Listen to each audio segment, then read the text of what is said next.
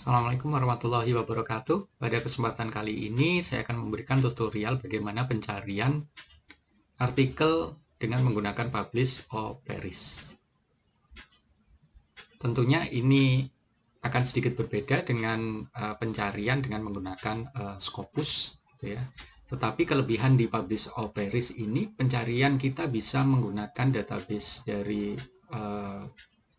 Google Scholar, dari Scopus, Web of Science, kemudian dari PubMed, terus kemudian dari Microsoft Academic, gitu ya, Microsoft Academic, terus juga Google Scholar dan juga Crossref, gitu ya. Berarti lebih banyak. Itu kelebihannya. Gitu. Tetapi untuk catatan pencarian menggunakan Publish or Perish di Scopus dan Web of Science tentunya adalah kita harus sudah berlangganan Scopus dan ataupun Web of Science, gitu ya. Tanpa berlangganan kita tidak bisa mengakses ataupun mencari dengan menggunakan Publish or Perish. Oke, untuk langkah yang pertama adalah tentunya kita coba running dulu software dari Publish or Perish. Dengan catatan tentunya software tersebut sudah terinstall di desktop ataupun di laptop kita, gitu ya. Oke, di sini adalah saya sudah download, kemudian saya sudah install, kemudian tinggal ini saya coba cari untuk yang Publish or Perish.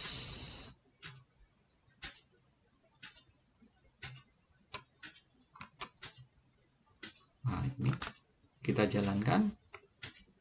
Nah, akan tampil seperti ini.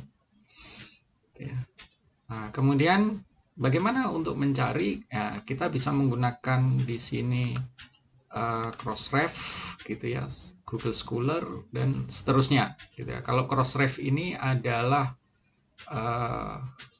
lembaga pendaftaran Digital Object Identifier, gitu ya.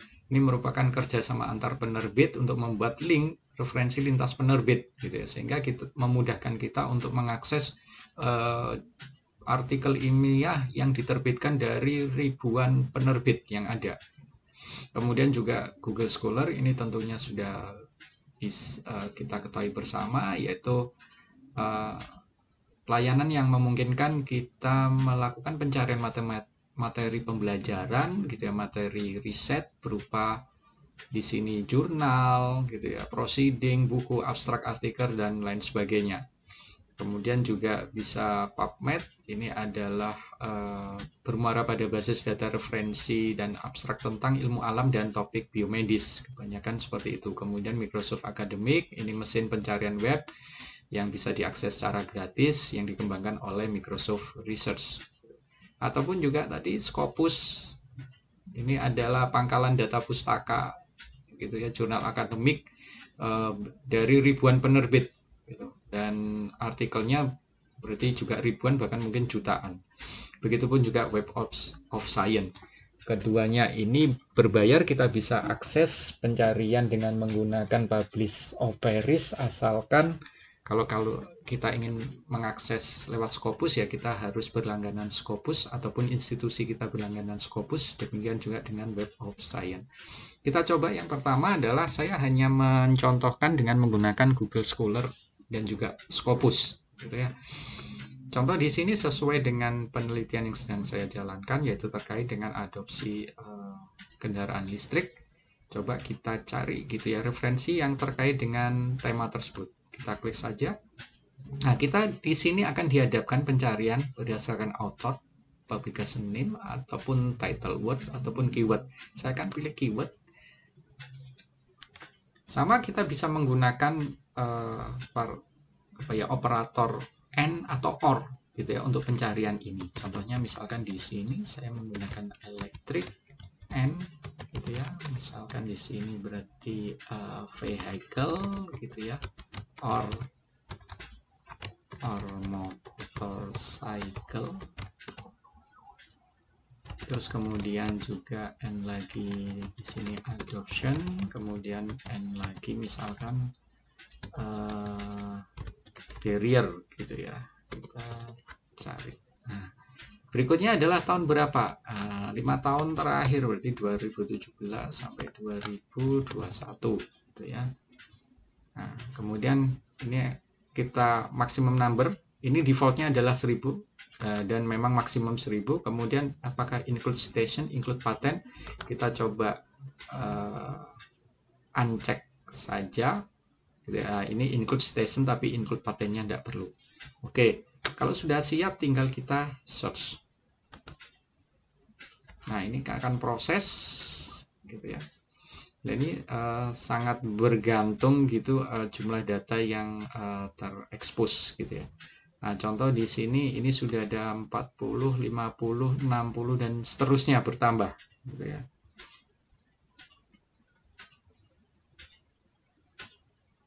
Nah, di sini kita bisa lihat gitu ya. Citasinya per tahun berapa, ranking berapa, autornya siapa, titlenya berapa, titlenya apa, kemudian tahun berapa, publication yaitu nama jurnalnya apa gitu ya. Kemudian di sini ada publishernya, kemudian tipenya apa gitu.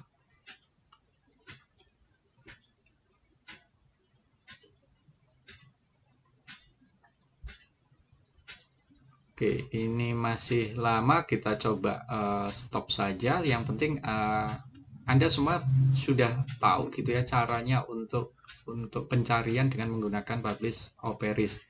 Contoh di sini saya menggunakan sumber dari Google Scholar. Oke, ya saya cancel. Nah, ini yang ada total pencariannya adalah di sini ada berapa? Ini kan 4,5 tahun terakhir gitu ya, ada 310 gitu ya. Citasinya sekian totalnya gitu ya, citasi per tahun dan seterusnya, ini data-datanya. Nah, kemudian bagaimana ini bisa kita ekspor ke Mendeley? Setelah kita cari, kita kan bisa nantinya ekspor gitu ya. Nah, coba misalkan karena ini banyak ya, coba kita hanya pilih saja gitu ya, misalkan beberapa saja gitu. Coba kita urutkan di sini. Ini sudah diurutkan berdasarkan ini ya, stasinya. Ini banyak sekali. Contoh misalkan yang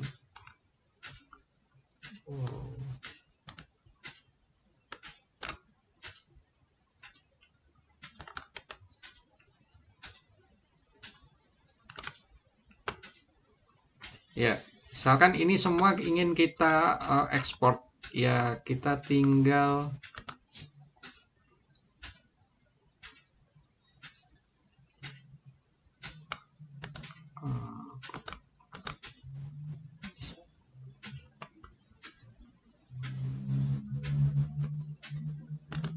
save result gitu ya, result dalam bentuk file apa gitu ya. Contoh misalkan tadi kita pakai ris.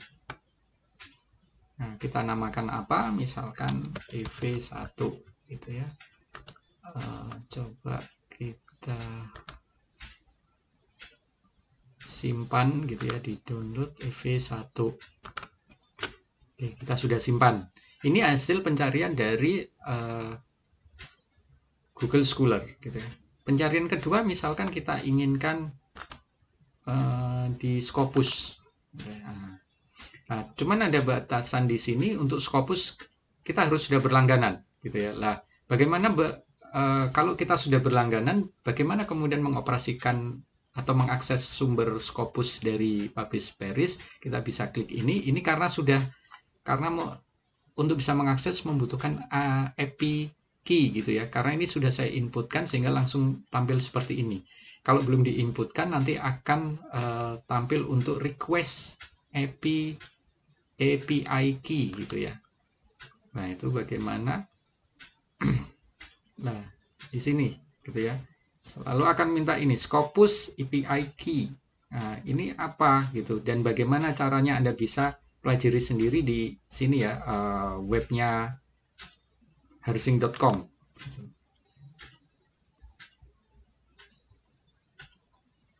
Nah, bagaimana di sini ada caranya gitu ya. Nanti kalau Anda mau cari berdasarkan untuk mengakses sumber Scopus, nanti akan muncul gitu ya, request key gitu ya. Ya, Anda ikuti ini saja gitu ya. Nanti Anda akan mendapatkan key API key tersebut, dan API key tersebut nanti bisa Anda masukkan dalam software Publish and Paris ini, Publish of Paris, sehingga kemudian Anda bisa mencari gitu ya jurnal yang ingin Anda cari dengan menggunakan Publish of Paris. Nah, contohnya di sini misalkan saya menggunakan ini yang sama gitu ya, kata kunci yang sama, terus tahun sama. Kemudian di sini saya kosongin author affiliation, publication name gitu ya. Nah, ini sebenarnya publication name bisa Anda batasi misalkan hanya jurnal gitu ya. Coba ini saya tidak batasi. Saya akan cari hasilnya seperti apa.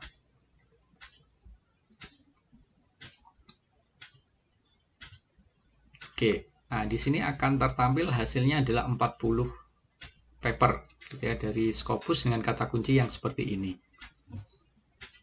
Oke, nah kemudian sama seperti tadi, kalau ingin mengekspor ke Mendeley, ini kita save dulu gitu ya nanti. Oh ya, ini masih proses. Oke, sudah selesai. Ternyata ada 184 gitu ya. Lah, kalau kemudian kita menginginkan ini diekspor ya seperti tadi, kita save saja dalam RIS gitu ya. Contoh di sini EV2 gitu ya. Nah, sudah kita simpan gitu ya untuk metadatanya dalam bentuk RIS. Dan nanti kita bisa import gitu ya dengan menggunakan Mendeley kita. Oke, kita coba minimize dulu. Kita coba buka Mendeley desktop kita.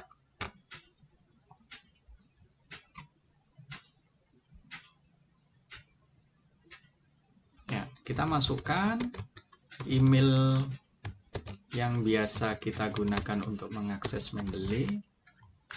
Ya.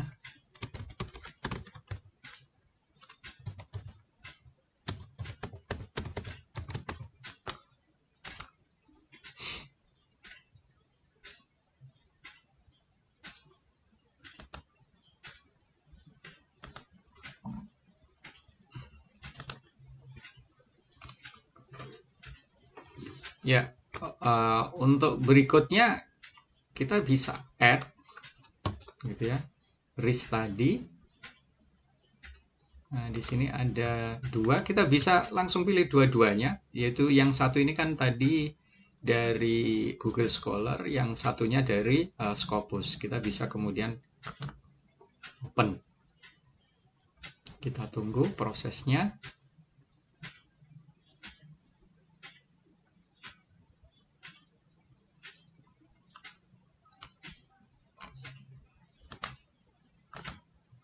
Nah, ini kan yang baru ditambahkan jam 12.29 gitu ya. Ini sekian banyaknya. Ya, sampai 12.29. Ya, ada 307 gitu ya. Tadi kan ada 2 pencarian itu, kemudian kita import di sini. Total ada 307. Nah, misal kemudian kalau kita ingin pindahkan ke folder khusus gitu ya. Nah, contohnya di sini ke coba 1. Ya sudah, diklik drag. Terus kemudian drop.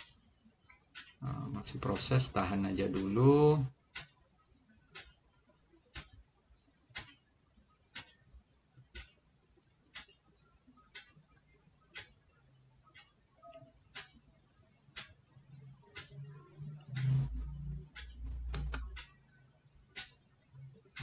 Sekali.